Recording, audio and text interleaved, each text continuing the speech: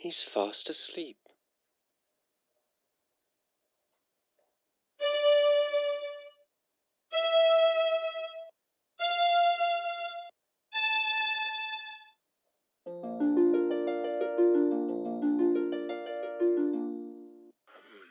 Oh, nice trick, Weaver. Me own mum wouldn't know the difference. Soft robes, though. Just the thing for sleeping in. Do you mind, then? Oh.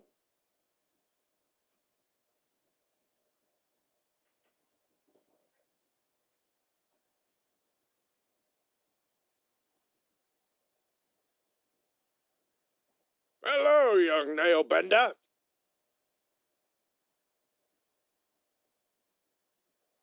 About time you were coming home. Stoke's been looking for you, and he ain't real happy. You better get in there right now.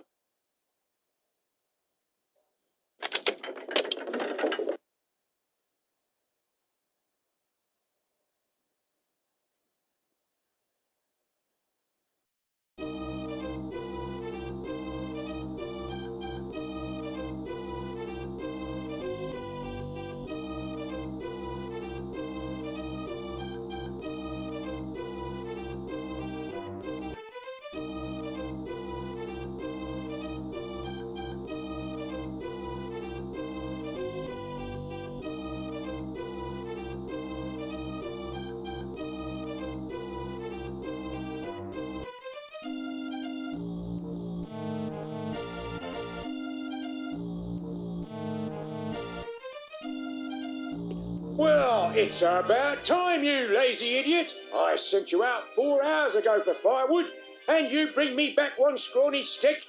If your father weren't the foreman, I'd toss you in the furnace. You're just like the ewes downstairs with the bishop right now. If that fire goes out and the cleric's swords don't get done... I'm sorry, I had a bit of trouble. Perhaps you'd like to offer your confessions to the bishop in person. I'd be happy to arrange it. Now give me that stick.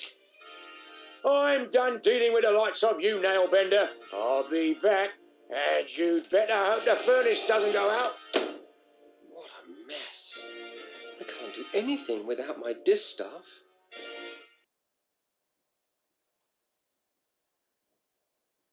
It's locked, and me with no distaff.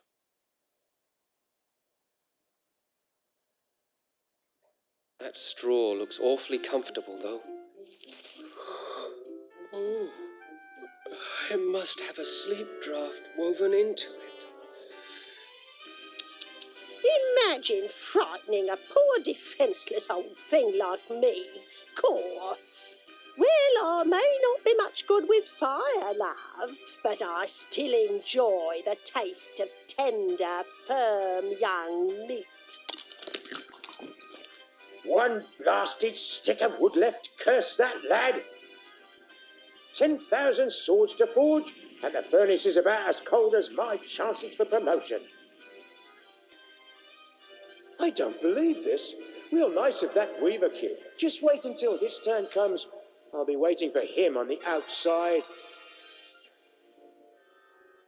Oh dear, that means trouble. If Elder Atropos saw his Starfleeted soul, he'd have something to say about it. You could be sure of that. Careful now, old bird. Let's not singe the feathers.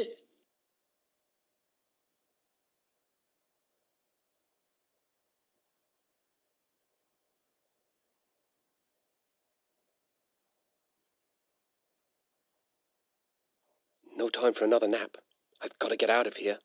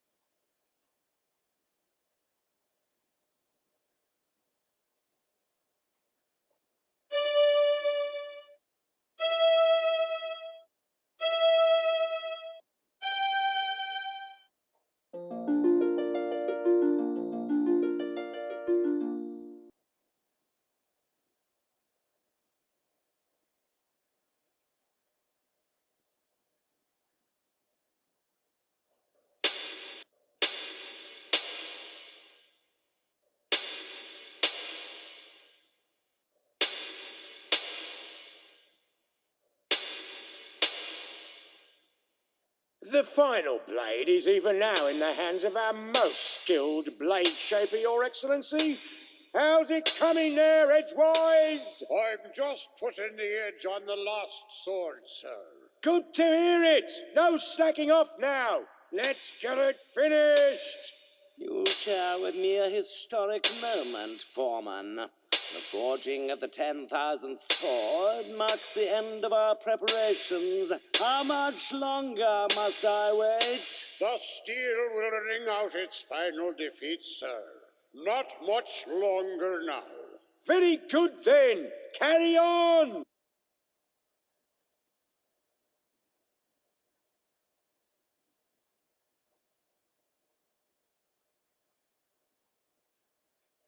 Edgewise, is that blade not ready yet? His Excellency is still waiting. The metal is proud, sir. It does not yield easily to my blows. More sweat will soften it, I trust. It will be a blade to be reckoned with. The Blade of Reckoning. It does have a certain apocalyptic ring to it. I trust I will not be kept waiting much longer. Good metal rewards patience, exalted one. And our client rewards quick service. Now pound!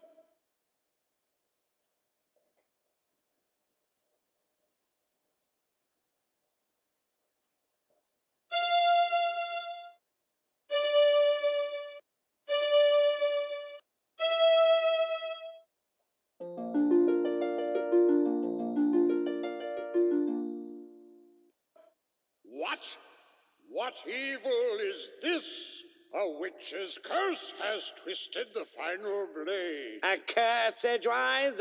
I think not.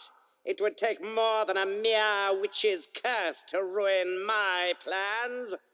You there! Could it be that this little prank is of your doing? Yes? Well then, I would be honored to have you as my guest at the cathedral. I know some other curses that may amuse you.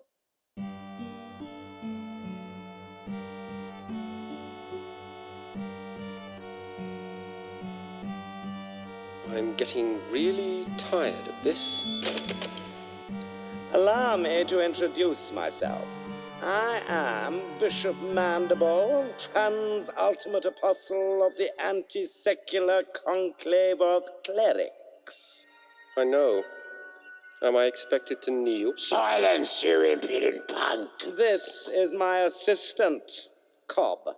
Charmed, I'm sure. And you require no introduction. Your cloak and staff betray your origins. But I must say I'm surprised to find you here. It's been quite a long time since any weaver bothered to leave that dreary little rock you call home. Loom. So provincial. I can't help but wonder what impelled you to leave it now. His Excellency asked you a question. I know. I'm ignoring it. Ah, recalcitrance. I see. Shall I fetch the instruments of persuasion, Master? Please forgive my assistant his eagerness. I fear Cobb is not very worldly. He does not understand the dangerous power of a weaver. Dangerous? Your Reverence, him? Quite dangerous indeed, my dear Cobb. In fact, he could burst this flimsy iron cage open with hardly a second thought. That's impossible, most exalted one. I inspect the locks personally every fortnight. Observe and learn, then, for even now your prisoner plans his escape.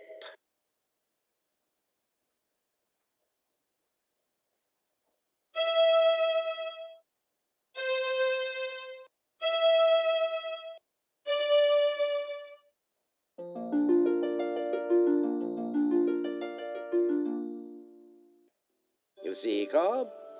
An elusive breed, these weavers. Fortunately, however, they're quite helpless without their weaving sticks. That distaff will never work for you. Oh, no, my young friend, you're quite wrong about that. Come, let me show you why. Consider the common graveyard. There, the boundary between the living and the dead is indistinct. Every graveyard's like that. So? Now, imagine what might happen if this delicate boundary were to be somehow breached, torn open, so to speak. It's not that simple. You can't just rip the pattern apart like an old rag. But it is that simple, my boy, and I can. I have only to lift this rod, and the legions of the dead will stream forth onto the plane of the living. A vast army of the dead, nourished by the shepherd's flocks, armed by the artisanship of the blacksmiths, guided by the glassmaker's spear. All under the spiritual leadership of one supreme commander, me! The final hour is now at hand. The age of the clerics is upon us. I have preparations to attend to, Cobb. Don't let this boy out of your sight. He is to touch nothing. Do you understand me? Perfectly, Your Excellence. Lord Mandible, ruler of the universe. I do like the sound of it. I'll have to change my stationery. You're not so dangerous now, then, are you?